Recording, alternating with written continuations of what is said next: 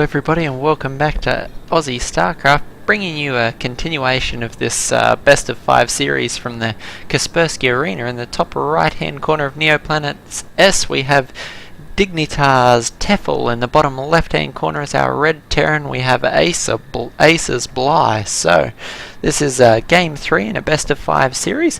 Currently our players are 1 win each apiece, so level footing. Whoever takes the next 2 games will win the series. So we've had some great ZvZ action so far. Seen quite a lot of the early game. The game 1 making it into mid game with some Mutalisk, but game 2 had quite a drawn out early game, with both players going Ling Baneling quite heavily, and the game concluding there. So don't want to spoil much beyond that. If you haven't seen them, go and check them out. Of course, there's a tied up series here, so it's almost like it's a best of 3 series from here. So go ahead and hope you enjoy the remainder of this series. Both players scouting out with their first overlords. Neither player choosing to throw down early expansion yet on Neoplanet S. Both these players in the previous round went for pools quite early. Tefel choosing to go for that pool again. Wonder if we'll see that out of Bly.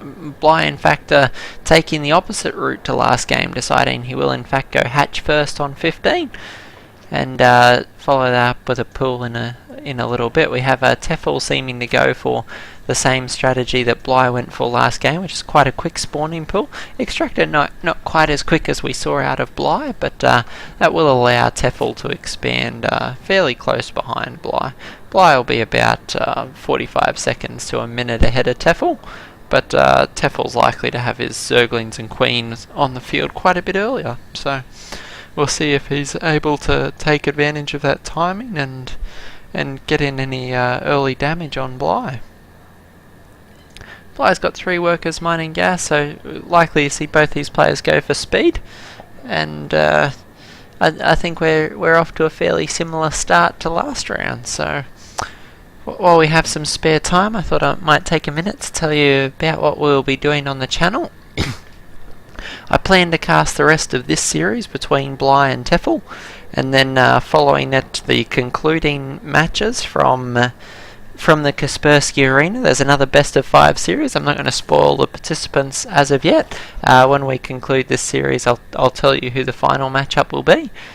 Beyond that, we'll also be doing we've got an overlord here being driven out by a queen, just trying to deny Bly any sort of scouting. So I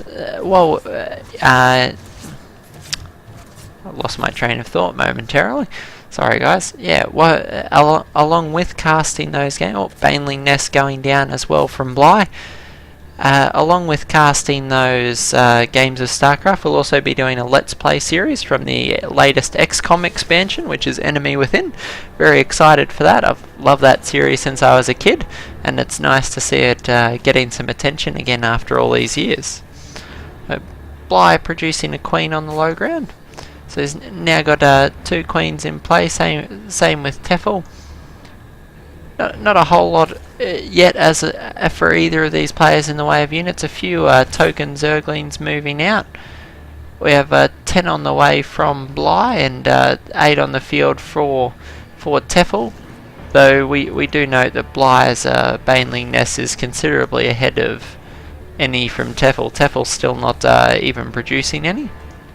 So that'll put Bly at quite an advantage. Tefel having a lot of Zerglings, but a few Banelings from Bly could end this aggression quite quickly. Tefel, though, we can see is droned up a little bit ahead. He's actually got 24 workers to the 18 of Bly, so quite a nice worker advantage there. Oh, these 2 Banelings are all Bly's going to have to defend for quite some time, so he really needs to make the most of it. Oh, getting fairly ordinary connections there with the Banelings. Bly doing a great job of picking these off. This is going to create a great opening for Tefel. He's going to be able to break through into the main base. Oh, getting a few Zerglings break off. A few Zerglings trying to pick off the queen in the natural. If he can get this queen, it'll be a good pickup. Will prevent any inject lavas from going down for the next little while. Though we have a big fight in Tefel's main base. Bly getting Zerglings of his own into the mineral line. If we check out the workers lost tab, we see 11 workers have been killed by Bly and 5 by Tefel, so that one tending to favour Bly quite a bit. We see players dead even on 13 harvesters each, though notice that Bly has a slight advantage because he's still mining gas as well, so he can continue to produce those banelings that Tefel cannot produce. Tefel managing to sneak in here and do a little bit more damage. Oh, this queen going down would be a big pickup. Though, oh no, Tefel's still got queen of his own. Oh, Bly in with banelings in the main base. Oh, there's massive damage. That's almost the entire worker line. That's so much damage on Tefel. Tefel likewise trying to return the favour in Bly, but Bly still has some workers to go, so I have a feeling that one baneling into the mineral line. Oh, that will get a bit more damage back. There's 23 workers to 13. I don't really know that Bly can. I don't really know. Sorry, that Tefel can recover from that. He's on a single solitary worker to 5. This is one of the most low econ ZvZs we've cast on here in a long time. Yes. Oh no, Tefel's in fact got a number of Zerglings in here. If he can micro properly and take these 2 banelings out, one Zergling at a time, he'll be in a great position.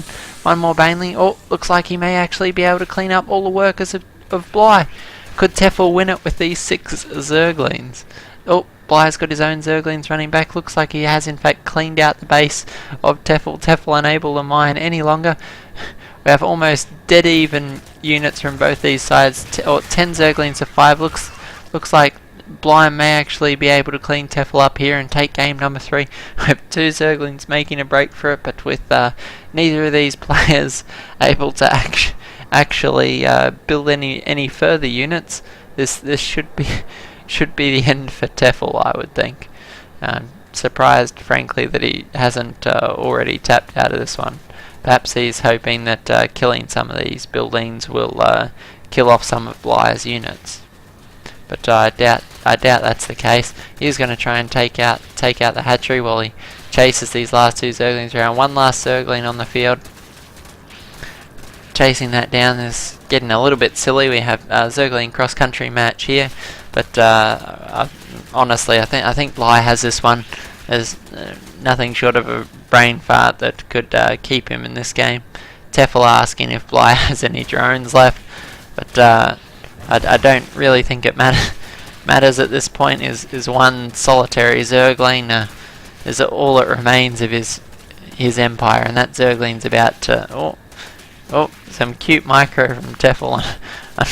Unfortunately, still unable to catch that Zergling. Last hatchery is going to go down. No, I'm not entirely sure what Tefel's sticking it out for. Oh, the last Zergling does go down. Yep, Tefel taps out of the game. So sorry, a little bit of an anticlimactic end to that there. Watching Zergling's cross-country run for the last minute or 2 of the game.